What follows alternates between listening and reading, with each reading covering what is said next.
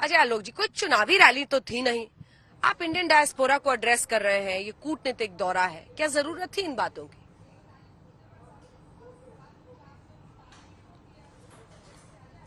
Indian diaspora क्या India से बाहर का था?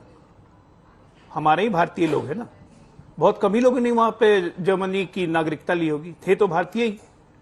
वो दंश झेल रहे थे पिछले 60 साल से, अगर 2 पीढ़ी से रह रहे हो कि कैसे भारत आने में दिक्कत होती थी, जाने में दिक्कत होती, इंडियन कॉन्सुलेट कैसे बिहेव करता था, पासपोर्ट रिन्यू करवाना होता था तो कितनी दिक्कतें होती थी। वो सब उनकी दिक्कतें खत्म हो गई, ओसीआई कार्ड हो गया, ये सब हो गया, तो उनको उनकी सहूलियत थी। प्रधानमंत्री जी अपने भारतीय से ही बात करते, पहली बात। दूसरी बात, अभय जी ये बताइए, पूरे विश्व में एक प्रधानमंत्री या प्रेसिडेंट बता दीजिए जो इतना लाचार और विवश हुआ हो और सहानुभूति लेने के लिए जिसने कहा हो कि मैं 1 रुपये भेजता हूं और 15 पैसा जाता है। ये महान दुर्लभ व्यक्ति राजीव गांधी थे।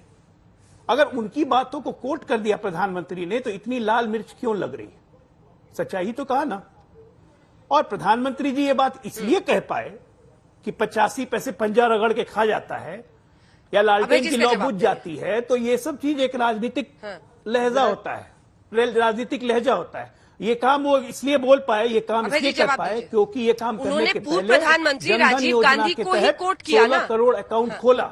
हाँ, तो प्रधानमंत्री जी को मैं पूरा राजीव जी का वो भाषण भेजता हूं जिस पर उन्होंने स्पष्ट से इस बात को रेखांकित किया कि कुछ लोगों की ये शिकायत होती है, तो मैं विज्ञान और टेक्नोलॉजी के माध्यम से ये परिस्थितियां पैदा करूंगा कि पूरा 1 रुपया पहुंचे प्रधानमंत्री जी। इसीलिए तो ये जो डायरेक्ट बेनिफिट ट्रांसफर की आप बात कर रहे हैं, ये जो आधार से लिंक की परियोजना की बात कर रहे हैं, कांग्रेस पार्टी की देन है। और आप ही सवाल उठाया करते थे आधार पर। आप कहते थे कि अगर आधार की योजना हिंदुस्तान में आ गई तो पाकिस्तान हमको बर्बाद कर देगा। बताइए ना देश को। तो कांग्रेस की जो योजनाएं हैं उनका फीता काटते हैं और आप हमको ज्ञान बांटते हैं प्रधानमंत्री जी। मैं तो आपको सिलसिलेवार 2 घंटे तक बताने को तैयार हूं। ये जो डिसइन्वेस्टमेंट हुआ है ना अंजना जी, इसमें आप कल्पना जवाब दीजिए, मैं सब कैसे हो पा रहा है पहले ये बताइए ना। लोगों की नौकरियां वो कहते हैं योजनाएं उनकी है, फीता आप काट रहे हैं सबके।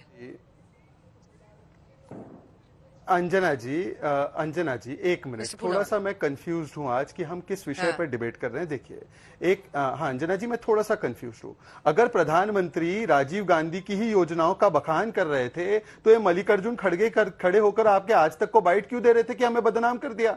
आज तो अजय इनको कहना चाहिए था, दुबे जी को आकर कहना चाहिए था कि प्रधानमंत्री जी हम आपके आभारी है कि देखिए हमारी स्कीम को आपने अच्छी तरह से लागू किया। हमने जरूर 4 पुश्तों तक कहा गरीबी हटाओ गरीबी हटाओ गरीबी हटाओ, हम नहीं कर पाए। हमने जरूर प्राइवेटाइजेशन का विरोध किया पर प्राइवेट लिमिटेड कंपनी बन गए पार्टी के नाम पर आज आप ये सारे काम अच्छे तरीके से कर रहे हैं, हम आपका स्वागत करते हैं। इन्होंने तो जाकर कहा हमारी बदनामी विदेशी धरती पर कर दी, तो मुझे समझ में नहीं आ रहा। और दूसरी बात देखिए, मैं इनसे एक ही चीज कहना चाहता हूं, दुबे जी आज कौन सी पार्टी के साथ है? आज आप मिडल मैन के साथ खड़े हैं क्या? क्योंकि हमने तो, मैं आपको क्लियरली प्रवक्ता के रूप में बोल रहा हूं, हम तो मिडल मैन के खिलाफ है। इसलिए हमने जाकर कहा कि ये मिडल मैन का धंधा पानी हमने बंद कर दिया। आप मिडल मैन के लिए क्यों बोल रहे हैं? आप भ्रष्टाचारियों के लिए क्यों बोल रहे हैं? आप बिचौलियों के लिए क्यों बोल रहे हैं? आप 2 संविधान के लिए क्यों बोल रहे हो? प्रधानमंत्री ने कहा 2 संविधान नहीं होने चाहिए। आप मानते हो कि नहीं मानते हो कि आप 2 संविधान वाले हो?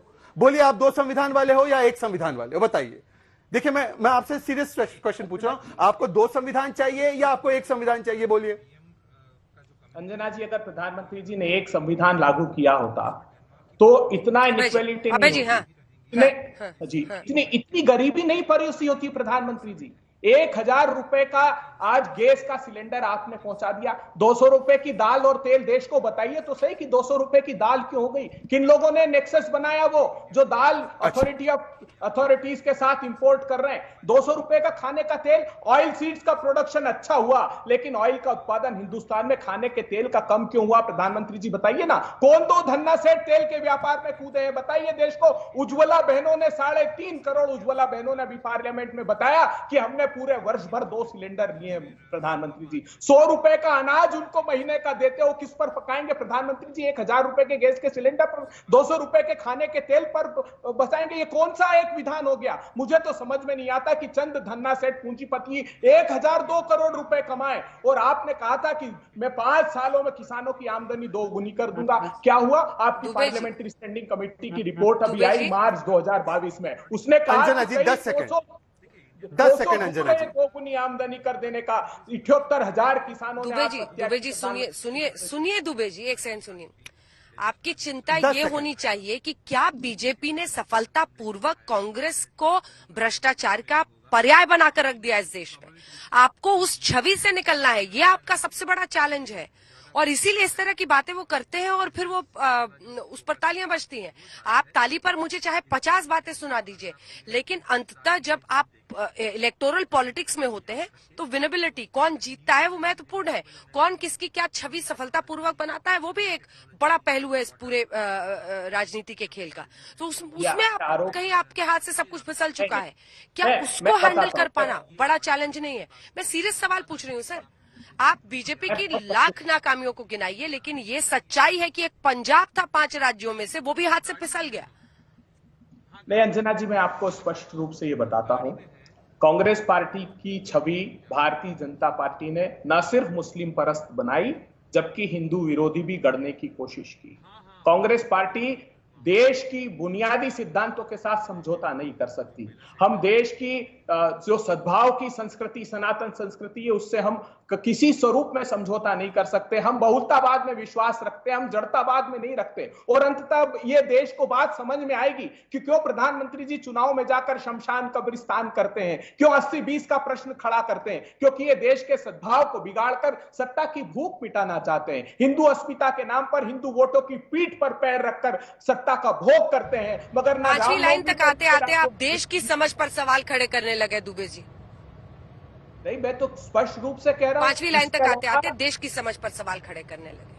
नहीं, देश की समझ नहीं, सुनिए मैं बहुत गंभीर बात कह रहा हूं। इसलिए मैं नवल किशोर जी से जल्दी से कमेंट ले लेती हूं। भारतीय जनता पार्टी शासित राज्यों में अगर रामनवमी का जुलूस नहीं निकल पाया, हनुमान जयंती का जुलूस नहीं निकल पाए, गुजरात के बंजारावास में पेट्रोल बम मारकर वहां पलायन के लिए मजबूर कर दे, खरगोन में मजबूर करते 2012, 2015, 2018, 2022, तो फिर आप क्या कहेंगी? वहां पर हिंदू अस्मिता का प्रश्न नहीं खड़ा होता है। सिर्फ उदयपुर की बात करते हैं, लेकिन गुजरात की बात नहीं करते, लेकिन ये मध्य प्रदेश की बात नहीं करते, जहां रायसेन में पूरे के पूरे गांव पर हमला करके 2 आदिवासियों को सांप्रदायिक दंगों में मौत के घाट उतार दिया, वहां की बात भारतीय जनता पार्टी नहीं करती। मैं देश के लोगों से आग्रह करना चाहता हूं कि भारतीय जनता पार्टी के षड्यंत्र को समझिए, देश की प्रगति और समृद्धि की बात कीजिए।